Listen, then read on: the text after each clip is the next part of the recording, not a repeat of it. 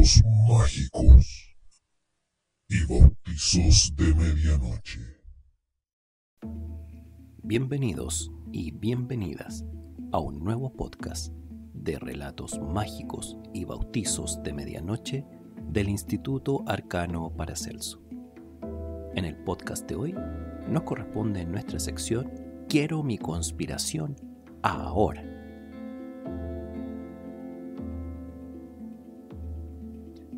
Con 2 millones contagiados y 8.000 muertos en el mundo, el 11 de marzo del 2020, la Organización Mundial de la Salud declaró oficialmente el brote de COVID-19 como pandemia y sus consecuencias de crisis sanitaria, social, política y económica jamás se olvidarán. Desde siempre hemos convivido con enfermedades potencialmente mortales que un porcentaje de la población puede superar gracias al sistema inmune que nos defiende de cuerpos extraños.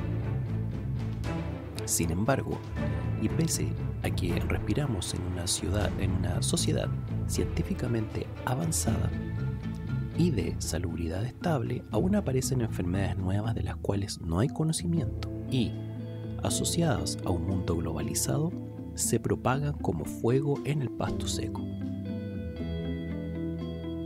Sus efectos fatales son tan importantes que desafían la capacidad de la población, alterando nuestra tranquilidad hacia el miedo y la confusión. Lo que tampoco conoce límites es la maldad de ciertas personas quienes, no conforme con las batallas contra la naturaleza, no han estimado en gastos para la fabricación de virus mutantes hechos en laboratorios. Autores que esconden la mano una vez lanzada la piedra. El ébola, el cólera, el virus de Marburgo y el anthrax han sido utilizados como armas en alguna situación determinada. Y lo que está pasando hoy, o lo que ya sucedió con el COVID-19, es un asunto del que todavía no sabemos la real procedencia o si carga con una intención detrás. Desde una transmisión a través de un murciélago que fue creado en un laboratorio en Wuhan por el Partido Comunista o que Estados Unidos lo libró en China son parte de las teorías. Y de haber alguien detrás que buscaba colapsar la vida del siglo XXI, pues lo logró con creces. En medio año, las pérdidas de vidas humanas, caída del comercio y deterioros psicológicos conforman un paisaje que aún no termina de armarse por completo. A través de la historia, el mundo ha sido presa de distintas pandemias que han causado un daño enorme, barriendo con civilizaciones completas, como la peste antonina, que entre paréntesis se cree que se trataba de viruela o sarampión, que fulminó a 5 millones de personas, incluido el emperador Lucio Vero durante el Imperio Romano entre los años 165 y 180 después de Cristo. La siguiente plaga fue la de Justiniano, con epicentro en Constantinopla, capital del Imperio Bizantino, durante los años 541 a 542. Allí murieron 50 millones de personas. El origen más plausible de esta tragedia culpa a las pulgas de las ratas que transportaban peste bubónica. En Japón, durante los años 735 al 737, según registros, se produjo una enfermedad que venía desde Corea. Y se dice que la portaba un pescador, la que mató a 1 millón de japoneses, casi a 1/3 de la población de la isla en ese entonces. Pero la peor y más mortífera de estas plagas sigue siendo la peste negra, que entre 1347 y 1351 azotó el mundo. Se asume que el brote comenzó en Asia Central y tras viajar por la ruta de la seda a Europa, las pulgas y roedores se encargaron de propagarla desde las ciudades portuarias al interior del continente. La plaga exterminó sin asco a 200 millones de seres humanos, algo así como el 30% de la población del continente. No mejor suerte corrieron los indígenas de la recién conquistada América, cuando los españoles y sus patógenos foráneos asesinaron a casi 60 millones de individuos pertenecientes a los pueblos originarios de nuestra tierra. Por el 1520, apenas un 10% de la población autóctona había sobrevivido a duras penas. En pleno siglo XX, el mundo estaba celebrando el término de la Primera Guerra Mundial y los soldados comenzaron a volver a sus hogares. La celebración se vio interrumpida cuando el virus de la gripe H1N1 nos dejó en claro lo frágil que somos. Se habla de 500 millones de personas infectadas, y quienes no vivieron para contarlo suman entre 50 y 100 millones, porque hubo mucha manipulación en las cifras. A esta pandemia se le conoció como la infame gripe española, cuya segunda ola es reconocida como un descuido tan mortal como el virus en sí. Una pandemia moderna, para la que todavía no hay cura, es el VIH. Enfermedad que se origina en primates de África Central y que luego infectó a seres humanos y se disparó por el mundo a partir de 1981. El patógeno es cruel, ya que se contagia a través de relaciones sexuales y transfusiones de sangre, con un balance de contagio de más de 40 millones de personas. Este virus, por sí solo, no es fatal. Las personas que se infectan pueden vivir con él, pero hasta un resfriado los puede matar, ya que el virus debilita las defensas del cuerpo, dejándolo abierto a cualquier daño. Fue con este caso que comenzaron las teorías de conspiración vinculadas a las pandemias. Se habla de que la cura para el SIDA existe, pero que es mejor negocio mantener un tratamiento de por vida a los pacientes que sanarlos por completo. Se dice también que es un virus artificial diseñado para destruir o al menos atemorizar a determinados grupos. En fin, de todo hay en la viña de las teorías de la conspiración. Entrando al siglo XXI, con todos los adelantos de la medicina, legiones de personas saliendo de la pobreza con más acceso a redes de agua potable, vacunas y mejores alimentos, los cuerpos de los más de 7.000 millones de personas que habitamos hoy el planeta, podemos decir que hemos sobrevivido y multiplicado como nunca.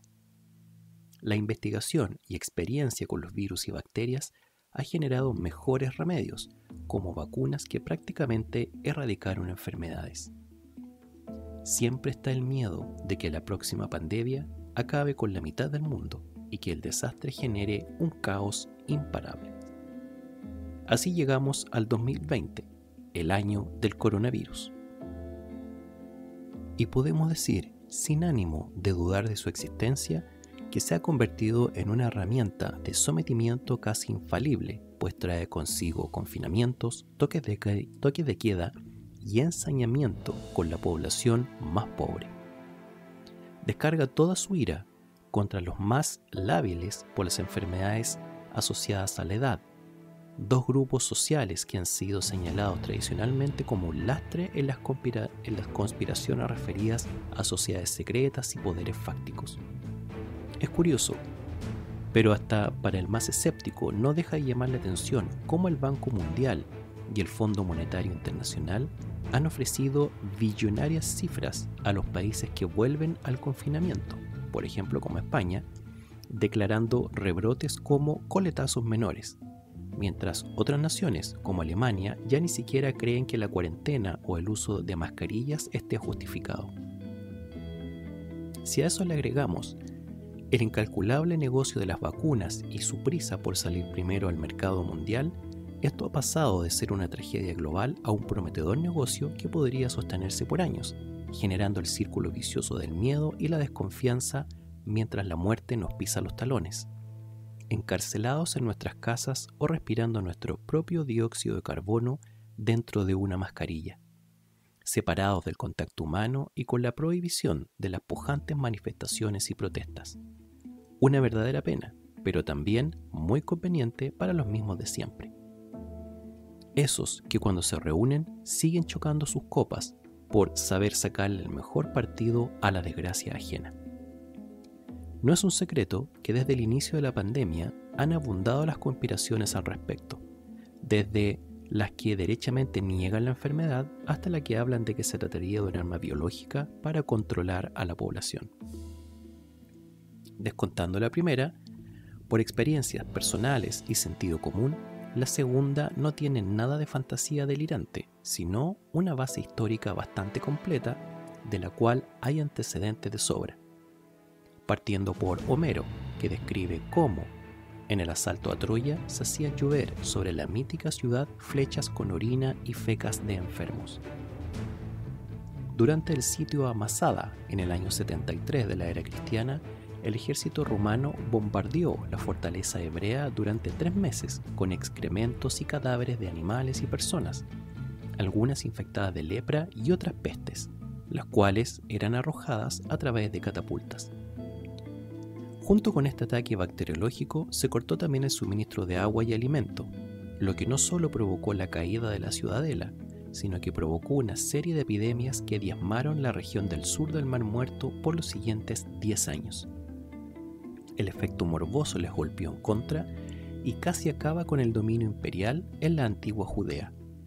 150 años antes, durante los 2 años que duró el asedio a la poderosa ciudad amurallada de Cartago, los romanos también intentaron hacer caer la urbe emplazada en la actual Túnez, arrojando con catapultas, onagros y balistas bolsas con aguas sucias, carne y verduras infectadas y a cuanto muerto se cruzara entre las filas del despiadado general Escipión Emiliano, campeón imperial de las guerras púnicas. Entre 1422 y 1710 se usó a la misma danza de la muerte, la famosa peste negra, como arma de conquista. Desde ratas infectadas a enfermos, algunos aún con vida, eran catapultados dentro de castillos y ciudades o tirados en los cursos de agua que servían para alimentar los pueblos. La mortal plaga que asoló Europa desde el siglo XIV en adelante no diezmó ciudades como Florencia o Venecia por causas naturales, sino por obra y gracia de los poderosos de la época que supieron hacer uso de la pandemia para conquistar y destruir. El término cuarentena, de hecho, fue impuesto por los venecianos durante esta pandemia, no por razones médicas o científicas, sino porque asociaban la desgracia a la mano del demonio y al demonio se le vencía con 40 días de oración, tal cual Cristo había hecho en el desierto. Es recién, en 1922, con los convenios de Ginebra y tras los sonados escándalos de envíos postales de pestes y diversas enfermedades por parte de Alemania a países neutrales como Rumania o Argentina durante la Primera Guerra Mundial, que el uso de virus como armas estratégicas ha sido regularizado.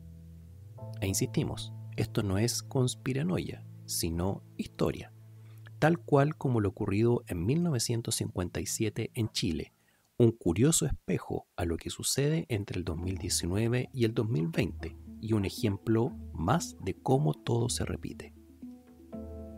El 2 de abril de 1957, y tras un alza en el pasaje de la movilización colectiva de Santiago, microbuses y tranvías, los estudiantes salieron a la calle y se tomaron el sector de Plaza Baquedano y otros sectores como la Gran Avenida. Durante un par de días, protestas y actos violentos paralizaron la ciudad, quemaron comercio y tranvías. Se habló de la batalla de Santiago, una crisis como no sucedía en la capital desde la Revolución de 1891 y que puso contra las cuerdas al segundo gobierno de Carlos Ibáñez del Campo. Más de 20.000 personas salieron a marchar en Santiago y Valparaíso, protestando contra la cesantía y el alza de los precios, amenazando con tomarse el Palacio de la Moneda. Buscando detener los desórdenes, el gobierno sacó al ejército a las calles y la jornada del 3 de abril en la noche acabó con 16 civiles muertos, la mitad de ellos menores de edad y más de 5.000 heridos, de las cuales una buena parte no volvió a caminar y otros fallecieron por las secuelas. La represión no calmó las aguas y a pesar de que la violencia en las calles se fue apagando, no así en el sentir popular que una vez por semana se tomaba la Plaza Baquedano y la Gran Avenida, gritando por la cabeza de los tiranos. Esto podría haber durado un año, pero en mayo, con la llegada del invierno, llegó también un enemigo invisible, una pandemia, la gripe china de 1957, que paralizó al país por más de un año y costó la vida a 20.000 compatriotas, en su mayoría niños. La revolución del 57 y la pandemia china del mismo año cambiaron a Chile para siempre, propiciando cambios políticos y sociales que llevarían al estado de bienestar que tuvo en nuestro país entre 1970 y 1973, año en que el golpe de estado mandó todo al carajo, esta vez sin un virus de por medio. Dios, si es que existe, es un guionista con un macabro sentido del humor. Sin embargo, no todo es apocalíptico con los virus. Las pandemias del pasado movilizaron al hombre, lo llevaron a extender sus dominios y a conocer lugares nuevos, también a descubrir nuevas maneras de relacionarse con el entorno. Los virus son, además, grandes catapultas evolutivas. No son pocos los biólogos, como es el caso de Dmitry Pretov, presidente asociado del Departamento de Biología de la Universidad de Stanford, los que definen la idea de que las entidades biológicas de la Tierra necesitan de pandemias para aplicar la selección natural y mejorar genéticamente. Según Pretov, esto fue lo que llevó al Homo erectus a pasar al Homo sapiens concretamente. Cabe destacar también en este punto la teoría de la panspermia, que se sustenta en la idea de que la vida habría llegado de otro lugar del universo a través de cometas y meteoritos que se estrellaron en la Tierra. Según esta hipótesis, los grandes viajeros cósmicos no serían reptilianos ni grises de cabezas abultadas, sino gérmenes alienígenas que habrían aportado material orgánico para el comienzo de la vida. De hecho, la idea de que el propio COVID-19 pudiese tener un origen extraterrestre a partir de un meteorito estrellado en China a mediados de 2019 es menos descabellada de lo que parece. El gran impulsor de esta teoría no es ni un lunático de History Channel, ni difusores de conspiranoias, ni autores de podcasts en los cuales se basa justamente sino una persona muy seria, con antecedentes académicos más que impecables, el doctor Chandra Wickramasinghe, uno de los más destacados astrofísicos del mundo, y tal vez la mayor autoridad científica en el tema de la panspermia. ¿Quién sabe? Tal vez el ángel de la muerte que nos sacudió en 2020 sea también un ángel de la nueva vida. Este ha sido el podcast del día de hoy de Relatos Mágicos y Bautizos de Medianoche del Instituto Arcano Paracelso. Nos vemos en un siguiente podcast.